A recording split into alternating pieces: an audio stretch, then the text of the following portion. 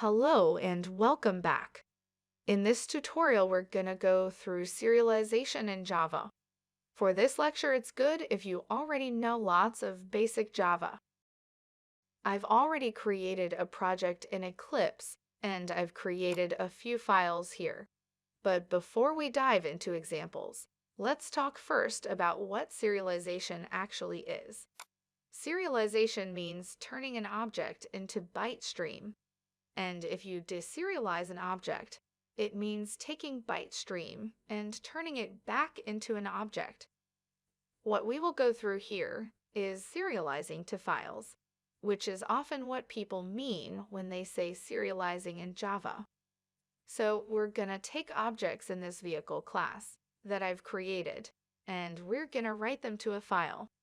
Then we're going to see how we can read them back from that file.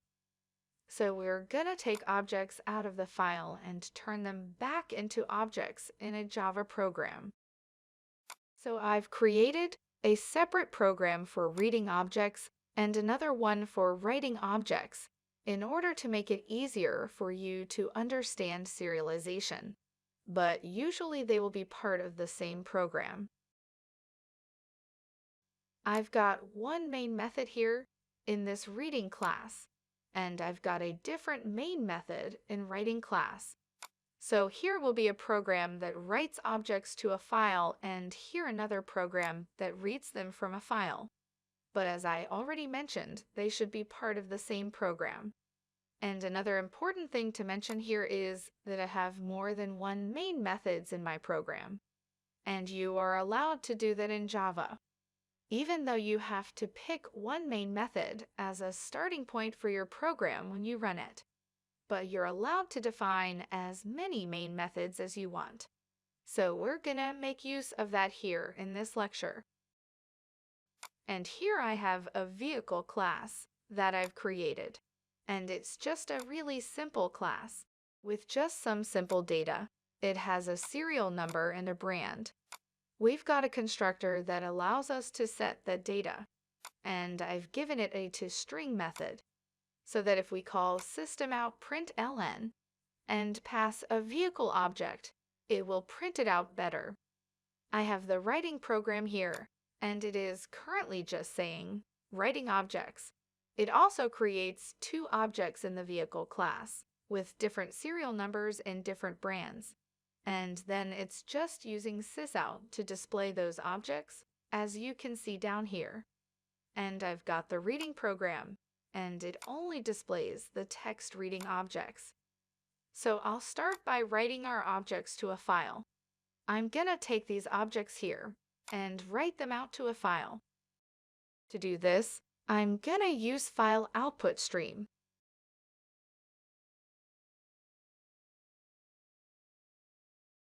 Let's call it file output and set that equal to a new file output stream.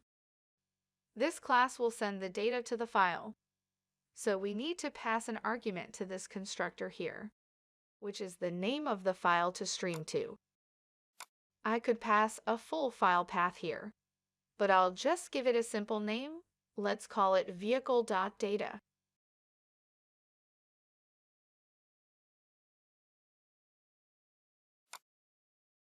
Let's import a file output stream. Click the warning and go to Import File Output Stream. Another thing we have to do is handle the exceptions. You can surround it with try-catch or add throws declaration and throw the exception out of your main method. However, I'm gonna use try with resources in this case. I'm gonna type try here and surround the whole thing with brackets, getting rid of the semicolon, and then put the curly brackets in.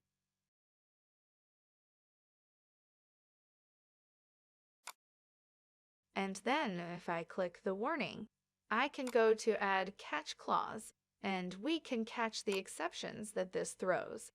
The advantage of try with resources is that it will automatically call the close method with this object. So it is going to call file output.close. So now this will catch a file not found exception, which will be called if we can't create this file.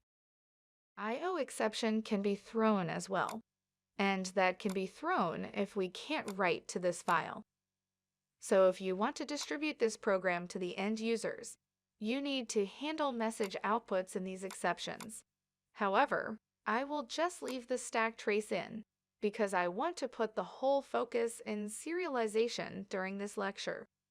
So we already have a file output stream, and now I'm gonna create an object output stream.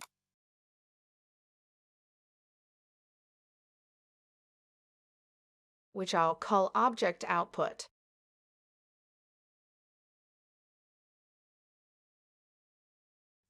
I'll set it equal to new object output stream, and I need to pass to this constructor the file output stream that we're going to use to allow this object output stream to stream data to our file.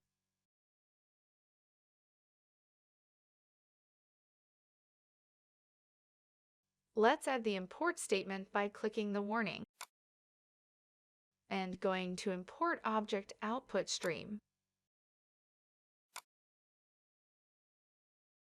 Here, I need to call the close method. I'll say object output.close. Now we can use this object output stream to write these objects to a file. So here we can say object.write, and if I type write, we've got methods for writing all kinds of data here, such as integers, strings, and so on. So you can serialize whatever data you want. However, here I'm just gonna serialize these two objects. Now, because I want to write an object of a type I've declared, I'm gonna use the writeObject method here, and I'm gonna pass it to one of my objects. So I'm gonna say here car. It contains this data, a serial number, and the brand. And now let's do the other one. Let's say object.writeObject and write my truck object.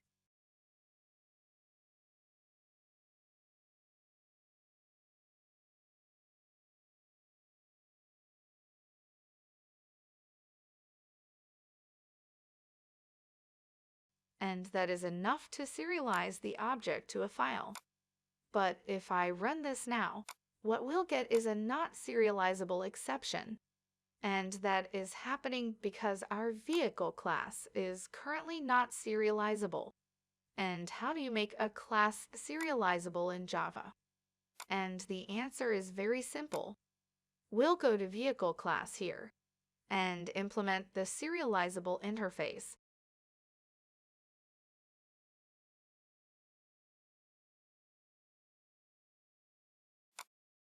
Let's add the import statement and run it. And because I wrote it to my working directory of my program. Now if I click on my project, right-click, and go to refresh in Eclipse, it should appear here. And here it is, vehicle.data. So we've written that file and we've written two objects in that file. And now let's write some codes that can read those objects. I'll go to this reading program here. And now we want to file input stream instead of file output stream. So file input stream, I'll call it file input, equals new file input stream.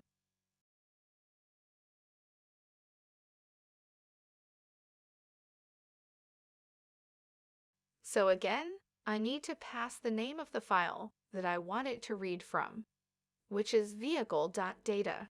And let's use try with resources syntax again, which will close this automatically.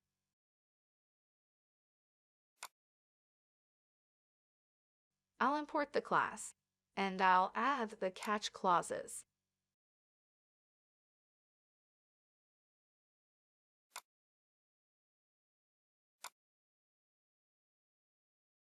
Here we go. So again, file not found if the file isn't found, and input-output exception if there's a problem reading from the file. And if you use a different exception handling syntax, Please don't forget to call fileinput.close. Now I'm gonna create an object input stream.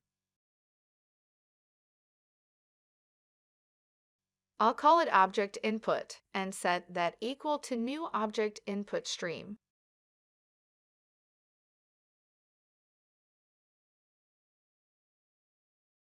And pass in the file input stream there.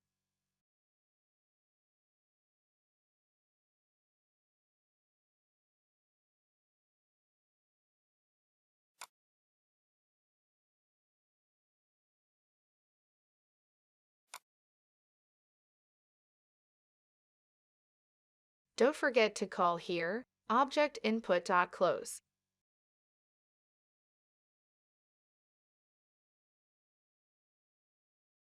So now we're going to read those two vehicle objects. I'll say vehicle, vehicle1 equals object input dot read object.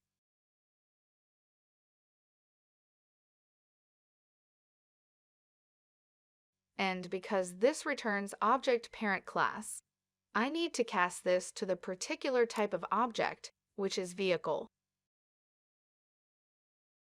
And this throws another exception. So let's click the error and go to Add Catch Clause. We'll catch another exception down here.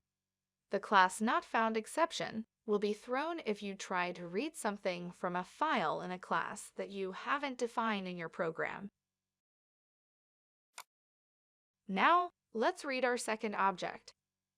I'll say here vehicle vehicle2 equals. Let's add the type cast in, and then object input dot read object.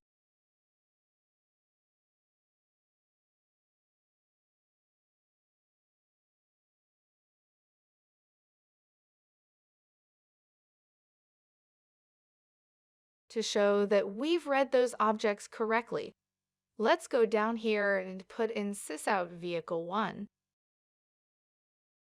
and sysout vehicle2 and save it. Now let's run it. So let's make sure we're on reading class and click run. And you can see it says reading objects. And here are our vehicles. So we have successfully read them.